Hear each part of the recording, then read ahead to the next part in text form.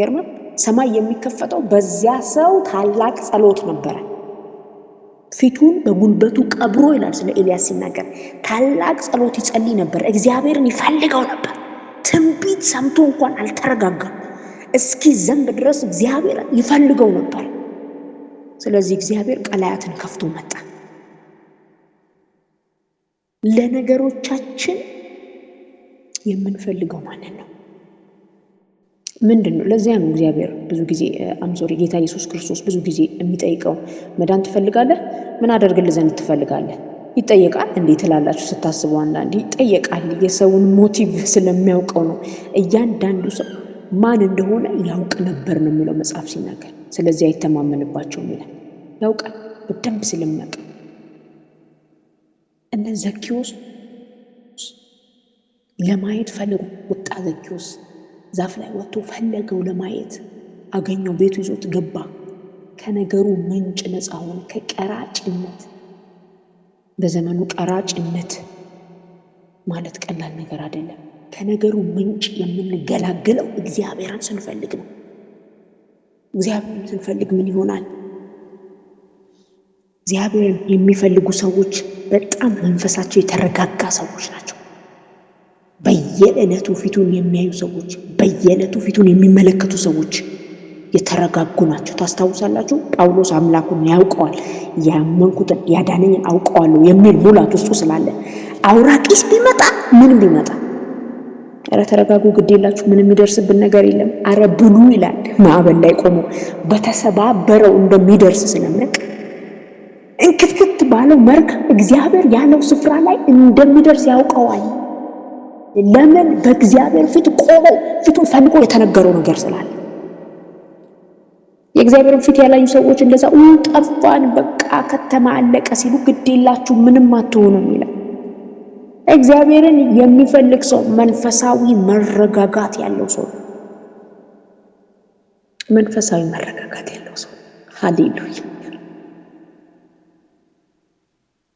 እግዚአብሔርን የሚፈልግ ሰው ፍጹም ሰላም ህይወት ውስጥ ያለ ሰው፣ ፍጹም ሰላም። የፈለገ ምድር ብትነዋወጥ የማይነዋወጥ ሰው እግዚአብሔርን የሚፈልግ ሰው። ምክንያቱም በየጊዜው ያየዋል። እግዚአብሔር ፈልጉኝ ታገኙኛላችሁ አለ። በዚህ ደቂቃ እግዚአብሔርን ከፈለኩ አገኘዋለሁ። ምንም ከኔ የሚሰወር ነገር የለም። ለምን? ያ የማየው ፊት ከኔ ጋር ነው። እግዚአብሔር ከኔ ጋር ነው። እገኛለሁ ያለው እግዚአብሔር ስፈልገው ከኔ ጋር ነው። ስለዚህ በምንም መንገድ ሰላም አይወሰድም። ፍጹም የሆነ ሰላም አላቸው እንደዚህ አይነት ሰዎች፣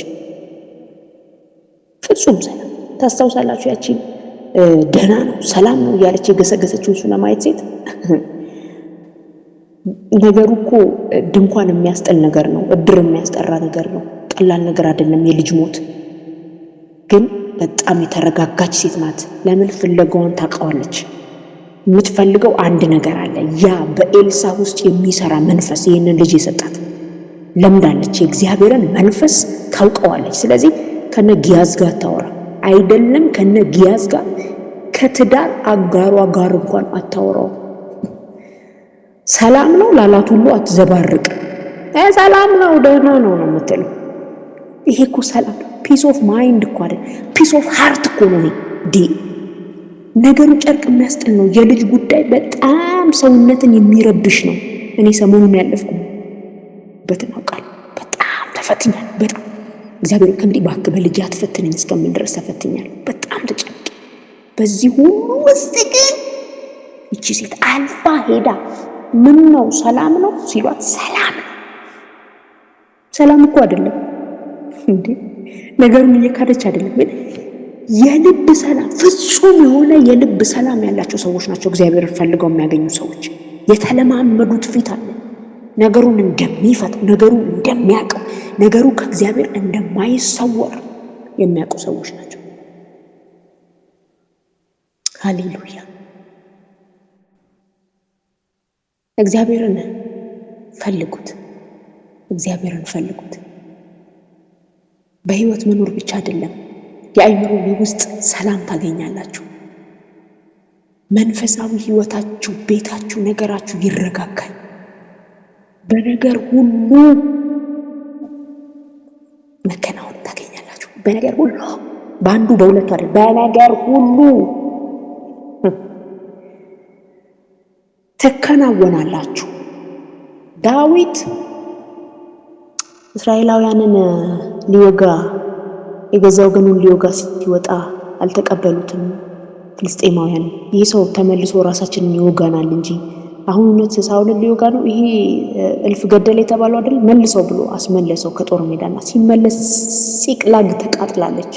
ምንም ነገር የለም፣ አይቀርም፣ ምንም የለም። ሚስቱም የለ፣ ልጁም የለ፣ ከተማዋ እንዳልነበረ ሆናለች። ይሄ ብቻ አይደለም፣ አብረውት የነበሩ ሰዎች ያጨበጨቡለት። ትናንት ዳዊት አንተ ሺህ እልፍ ገዳይ ያሉት ሰዎች ድንጋይ ያነሱበት ይላል ሊገሉትና፣ ይሄ ሁሉ በአንተ ምክንያት ነው አሉት ይላልና በጣም የሚገርመኝ ነገር ዳዊት አደረገ። ዳዊት ግን በአምላኩ በእግዚአብሔር ልቡን አበረታ ይልና እግዚአብሔርንም ለመፈለግ ኤፉዱን ለብሶ ገባ ይላል። እግዚአብሔርን የሚፈልጉ ሰዎች በነገር ሁሉ ይከናወናሉ። እንዴ ገብቶ ብዙ ነገር ሊለው ይችል ነበር እኮ እግዚአብሔር። ኤፉዱን ለብሶ ገባና ኢንስትራክሽን ተቀበለ። ልውጣ ልደርስባቸዋለሁ አማሌቃውያንን ብሎ ጠየቀው ይላል። ሂድ ውጣ፣ አሳልፌ እሰጥሃለሁ።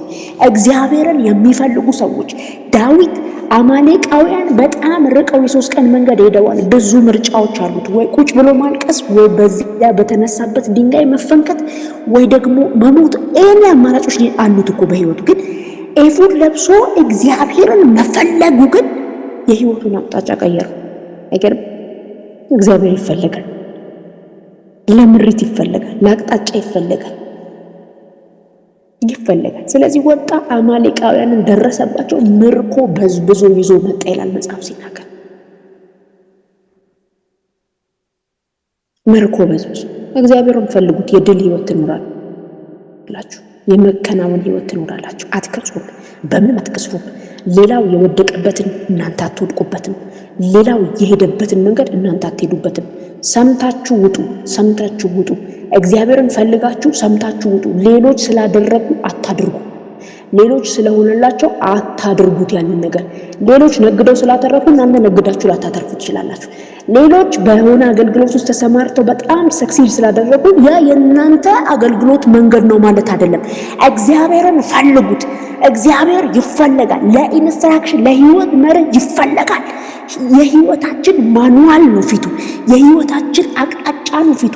እንዴት እንደምናደርግ አናውቅም። ምድር የእንግድነት ስፍራችን ነች። የህይወታችን ብሉፕሪንት እጁ ላይ ነው ያለው። እንዴት እንደምንራመድ አናውቅም።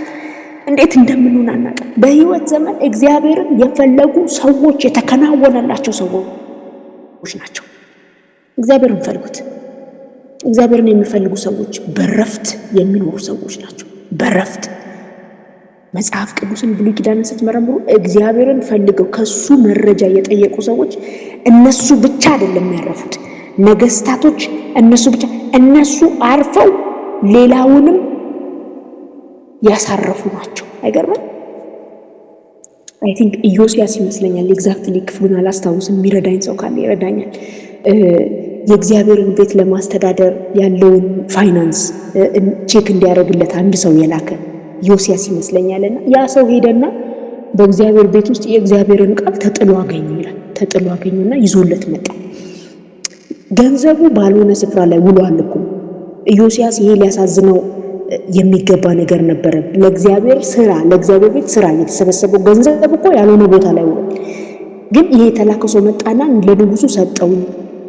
ይሄንን አገኘው ብሎ ሰጠውና ያንን ነገር ሲቀጣው የእግዚአብሔር ቃል ተጥሎ ህዝቡ እንደፈለገው ነው የሚኖረውና ንጉሱ ልብሱን ቀደደ፣ ራሱን አዋረደ ይላል።